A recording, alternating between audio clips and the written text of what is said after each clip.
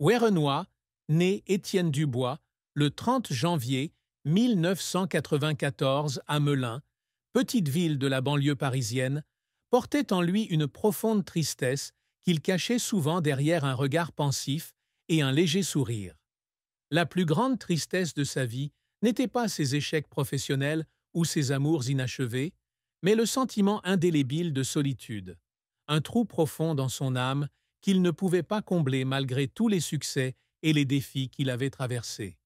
Né dans une famille de la classe moyenne, Werenoi a grandi sans l'affection de ses parents, qui étaient toujours occupés par le travail et passaient peu de temps avec leur fils unique. Sa mère, employée de banque, et son père, ingénieur civil, étaient souvent absents de la maison, laissant Werenoi dans une maison froide où il n'avait que des livres et des morceaux de piano pour lui tenir compagnie. Enfant, Werenoi s'asseyait souvent près de la fenêtre, regardant la petite route menant à la ville de Melun, espérant qu'un jour ses parents reviendraient tôt et lui feraient un câlin chaleureux. Mais ces jours sont si rares qu'ils sont presque inexistants. Le jeune Étienne apprend à se réconforter avec la musique, qui deviendra plus tard le fil conducteur de sa vie. Cependant, la tristesse du manque d'affection familiale était profondément gravée dans l'esprit de Werenoi, devenant une blessure qui ne guérissait jamais. Même lorsqu'il atteignit les sommets de sa carrière, debout sur scène avec des milliers de spectateurs en liesse, il ressentait encore un vide dans son cœur, comme si tous les projecteurs ne pouvaient pas dissiper l'obscurité de ses jours d'enfance solitaire. Cette tristesse n'est pas seulement un sentiment d'abandon, mais aussi une remise en question constante de sa propre valeur. Werenoi se demandait souvent s'il était vraiment digne d'amour, si ses efforts étaient suffisants pour que quelqu'un reste à ses côtés. J'ai essayé d'être ce que les gens voulaient que je sois, mais je ne sais pas qui je suis vraiment, écrit-il dans son journal intime, retrouvé plus tard dans son petit appartement à Paris. Peut-être ne suis-je qu'une ombre, passant dans la vie des autres sans laisser de traces. Ces mots, écrits à l'encre noire sur du papier jauni, témoignaient de la plus profonde tristesse de Werenoi, une tristesse qu'il a portée avec lui jusqu'à la fin de ses jours. Werenoi n'était pas un nom connu dès le début. Il a commencé sa carrière en tant que musicien inconnu, jouant du piano dans des petits bars à Paris au début des années 2010. Avec son talent naturel et sa sensibilité musicale, il attire rapidement l'attention des producteurs. En 2015, à l'âge de 21 ans, Werenoi sort son premier album, L'ombre silencieuse, une œuvre profondément personnelle qui combine musique classique et pop contemporaine. Cet album n'est pas seulement une percée, mais aussi la déclaration de Werenoi de son existence dans le monde de la musique. Le titre éponyme, Silencieuse, est devenu un phénomène des charts en France, faisant sortir son nom des petits bars pour le propulser sur de plus grandes scènes.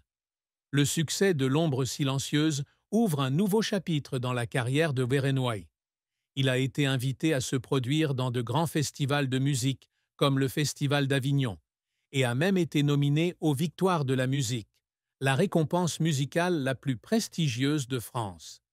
Les années 2016 à 2020 ont été l'âge d'or de Werenoi, lorsqu'il a sorti des albums comme Éclat de rêve et L'hiver éternel, chacun profondément personnel, racontant des histoires de tristesse, d'espoir et de luttes intérieures. Le public aime Werenoi non seulement pour son talent musical, mais aussi pour la sincérité de chaque mélodie et de chaque parole qu'il écrit. Cependant, la carrière de Werenoi n'a pas toujours été un lit de roses. En 2021, lorsqu'il décide d'expérimenter un nouveau style, combinant musique électronique et mélodie classique, l'album Nouveau départ reçoit des critiques mitigées. Les critiques ont déclaré qu'il avait perdu son identité et que les ventes d'albums étaient bien inférieures aux prévisions. Cet échec fut un choc énorme pour Werenoi, qui mettait toujours tout son cœur et toute son âme dans chaque œuvre. « Je pensais que je pouvais changer. Je pensais que je pouvais faire quelque chose de nouveau, » a-t-il partagé un jour dans une rare interview. Mais peut-être que j'avais tort. J'ai l'impression de m'être trahi. Le choc du nouveau départ plongea Werenoi dans une longue période de dépression. Il ferme son atelier, refuse toutes les invitations à se produire sur scène et passe des mois dans un petit appartement du quartier de Montmartre à Paris, avec pour seule compagnie son piano. Il y avait des nuits où il s'asseyait au piano, jouait des mélodies décousues et fondait en larmes lorsqu'il ne trouvait pas le moyen d'exprimer ses émotions. Ces larmes n'étaient pas seulement dues à l'échec, mais aussi au fait qu'il réalisait que la musique, qu'il croyait autrefois être un havre de paix, pouvait désormais lui faire du mal. Cependant, c'est dans ses moments les plus désespérés que Werenoi a trouvé l'inspiration pour faire son retour. En 2023, il sort Rédemption, un album profondément personnel où il raconte l'histoire de son propre voyage à travers les ténèbres. L'album a été salué comme un chef-d'œuvre, ramenant Werenoi au sommet et remportant le prix de l'album de l'année aux Victoires de la musique 2024. Les efforts de Werenoi dans sa carrière n'avaient pas seulement pour but de réussir, mais aussi de prouver qu'il pouvait surmonter ses propres limites. Chaque album, chaque performance est pour lui un moment d'affrontement avec ses peurs et ses doutes. Il y avait des nuits après le spectacle, quand les lumières de la scène étaient éteintes, où Werenoi s'asseyait seul dans sa loge, pleurant silencieusement d'épuisement, mais aussi de joie de savoir que sa musique avait touché le cœur de quelqu'un. Le 17 mai 2025, Werenoi décède à l'hôpital de la Pitié-Salpêtrière, à Paris, à l'âge de 31 ans, laissant un immense vide dans le cœur de ses fans et de la communauté musicale française. Il a été confirmé que sa mort était due à un accident vasculaire cérébral soudain, un événement que personne, y compris ses proches, n'aurait pu prévoir. Quelques semaines plus tôt, Werenoi était sur scène, se produisant au théâtre du Châtelet avec une vigueur et une passion intactes. Mais derrière le glamour, sa santé déclinait en raison d'années de travail acharné et de stress professionnel. Dans les derniers jours de sa vie, Werenoi a été admis à l'hôpital dans un état critique. Les médecins de la Pitié-Salpêtrière, l'un des principaux hôpitaux d'Europe, ont tout fait pour le sauver, mais l'AVC avait causé des dommages cérébraux irréversibles. Werenoi est décédé dans une chambre d'hôpital froide, avec seulement quelques amis proches et une infirmière à ses côtés. Pas de famille, pas d'amant, seulement les dernières mélodies qu'il a écrites sur un petit morceau de papier posé à côté de son lit. « Laisse-moi être la lumière, même pour un instant ». Ces mots, publiés plus tard, ont fait pleurer des millions de personnes, comme un adieu de Werenoi au monde. La mort de Werenoi n'est pas seulement la perte d'un talent musical, mais aussi une triste fin pour un homme qui a passé sa vie à chercher un sens et une connexion.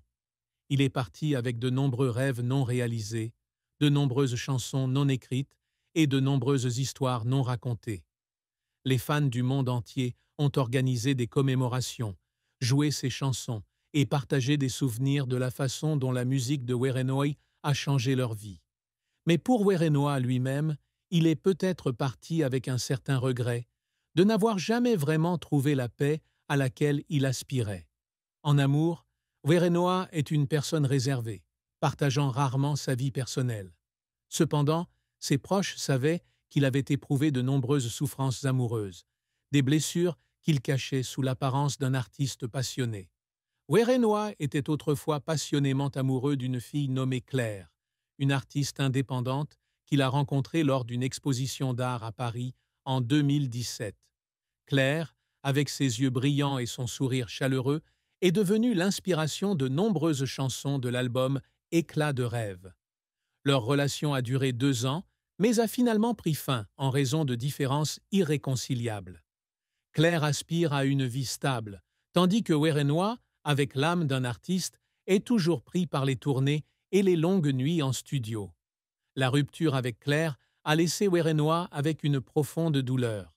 Il a dit un jour à un ami proche « Je pensais que l'amour pouvait me sauver, mais il s'est avéré qu'il pouvait aussi me détruire. » Après Claire, Werenoi n'a jamais fréquenté publiquement quelqu'un d'autre.